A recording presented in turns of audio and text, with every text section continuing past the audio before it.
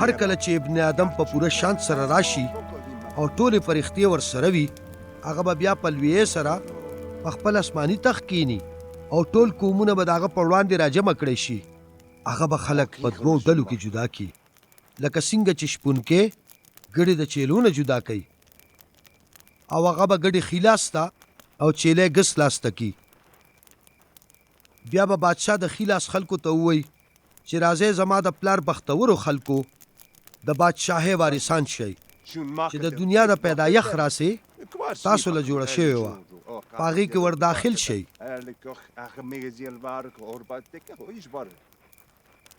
کله چې زه وږې وم تاسو ماله خوراک راکړه، او چې تږې وم د څښلو دپاره مو اوبه راکړې، او چې مسافر وم نو تاسو خپل کور ته بوتلم، او چې بربنډ وم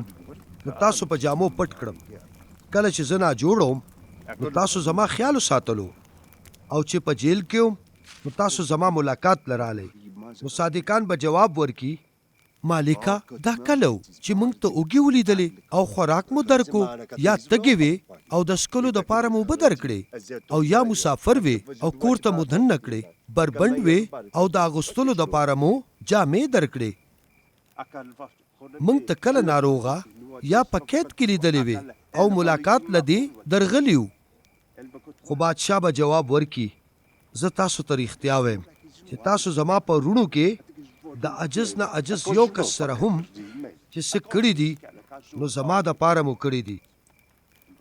بیا به هغه هغې ته ووایي څوک چې به د هغه ګس لاس ته وي، ای لعنتیانو زما د سترګو نه خواشئ، او هغه تل ابدي اور ته لاړ شئ چې د شیطان او د هغه د فرښتو دپاره تیار شوی دی. کله چې زه وږې وم تاسو ماله خوراک رانه که، او چې تږې وم د څښلو دپاره اوبه رانه کړې، او چې مسافر وم نو کور ته مو دننه نه کړم، چې بربنډ وم تاسو د اغوستلو دپاره جامې رانه کړې، او کله چې زه ناروغه او جیل کې وم نو تاسو زما ملاقات رانلی. او هغې به په جواب کې ووایي، مالکه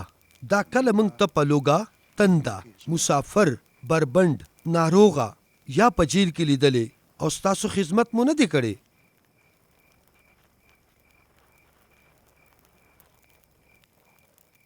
نو هغه ورته جواب ورکه، زه تاسو ته رښتیا وایم کله چې تاسو د دې نه د یو کس سره مدد نه دی کړی نو دا تاسو ما سره مدد نه دی کړی. نو بیا به هغې ابدي عذاب ته ولېږلی شي، خو صادقان به د تل ژوندون حاصل کي.